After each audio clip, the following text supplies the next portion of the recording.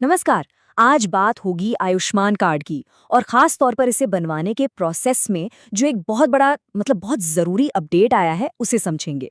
तो अगर कोई ये कार्ड बनवाने की सोच रहा है तो ये जानकारी उनके लिए बहुत ही काम की होने वाली है। तो सबसे पहला और सबसे बड़ा सवाल यही उठता है कि क्या आयुष्मान कार्ड बनवाने का तरीका सच में बदल गया है? तो जी हाँ, बिल्कुल बदल गया है।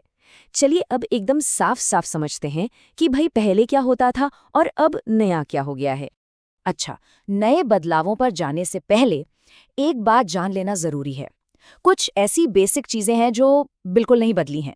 ये समझ लीजिए कि ये वो फाउंडेशन है जिस पर पूरा का पूरा प्रोसेस टिका है, चाहे पुराना हो या नया। और वो दो चीजें हैं आपका आधार कार्ड और एक मोबाइल नंबर। ये दोनों चीजें पहले भी लगती थी और आज भी लगती हैं। इनके बिना बात आगे बढ़ ही नहीं सकती, तो ये तो तैयार रखने ही होंगे। चलिए अब आते हैं उस मेन चेंज पर, उस बड़े शिफ्ट पर जिसने पूरा का पूरा तरीका ही बदल कर रख दिया है। हुआ ये है कि सरकारी साइट पर एक नया अपडेटेड वर्जन आया है और बस उसी ने सब कुछ बदल दिया है। तो पहले क्या होता था? बहुत सिंपल था। कोई भी सेंटर पर जाता था और उनके रजिस्टर्ड मोबाइल नंबर पर एक ओटीपी आता था, मतलब वन टाइम पासवर्ड। बस वो ओटीपी दिया और कार्ड बन गया। काफी सीधा साधा प्रोसेस था। लेकिन अब कहानी बदल गई है। साइट पर जो नया अपडेट आया है ना, उसकी वजह से ये जो ओटीपी वाला सिस्टम था वो हो गया है बंद। अब कार्ड एकदम अलग तरीके से बन रहे हैं और इसी को समझना सबसे ज्यादा जरूरी है। तो देखिए, ये जो शिफ्ट है ना, ये पूरी कहानी को एकदम क्लियर कर देता है। हम ओटीपी बेस्ड सिस्टम से अब ऑपरेटर बेस्ड सिस्टम पर आ गए हैं। मतलब क्या हुआ इसका? मतलब ये कि अब प्रोसेस किसी के ओटीपी पर डिपेंड नहीं करता। अब ये डिपेंड करता है एक ऑथराइज्ड ऑपरेटर पर।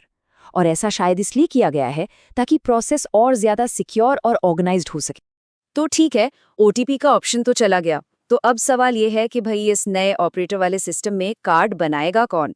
चलिए अब इसे ही समझते हैं। तो कार्ड बनाता कौन है आखिर? देखिए, नए सिस्टम में पोर्टल पर दो ऑप्शंस तो दिखते हैं, लेकिन असल में कार्ड बनाने का जो अधिकार है वो अब सिर्फ कुछ ही लोगों के पास है। नए पोर्टल पर जाएंगे तो दो ऑप्शन दिखेंगे। एक है बेनिफिशियरी और दूसरा जो हमारे लिए सबसे इंपॉर्टेंट है वो है ऑपरेटर। बस यही ऑपरेटर वो ऑथराइज्ड इंसान है जिसके पास एक ऑफिशियल एक्टिव आईडी होती है और असल में यही अब कार्ड बना सकता है और कोई नहीं। अब सवाल आता है, ये ऑपरेटर आईडी है क्या भला?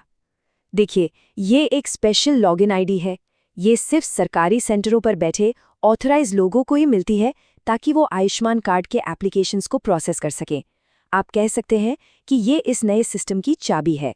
यानी अब पूरा प्रोसेस बहुत ज़्यादा कंट्रोल्ड है और कार्ड सिर्फ वही बना सकता है जिसकी आईडी एक्टिव। तो अब अगर किसी को कार्ड बनवाना है तो प्रोसेस क्या है? बहुत ही सिंपल है। स्टेप 1, किसी ऑथराइज्ड सरकारी सेंटर पर जाइए। स्टेप 2, अपना आधार और मोबाइल नंबर उन्हें दीजिए।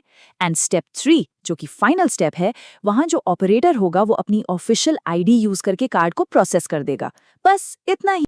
चलिए तो फटाफट से सारी जरूरी बातों को एक बार शॉर्ट में रिवाइज कर लेते हैं ताकि दिमाग में सब कुछ एकदम क्लियर रहे। तो याद क्या रखना है? पॉइंट नंबर 1, प्रोसेस अब ओटीपी बेस्ड नहीं ऑपरेटर बेस्ड हो गया है। पॉइंट नंबर 2, आधार और मोबाइल नंबर तो चाहिए ही चाहिए। पॉइंट नंबर 3, कार्ड सिर्फ एक्टिव ऑपरेटर आईडी वाले लोग ही बना सकते हैं।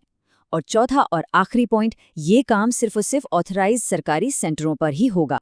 और जाते जाते एक सवाल छोड़ जाते हैं सोचने के लिए।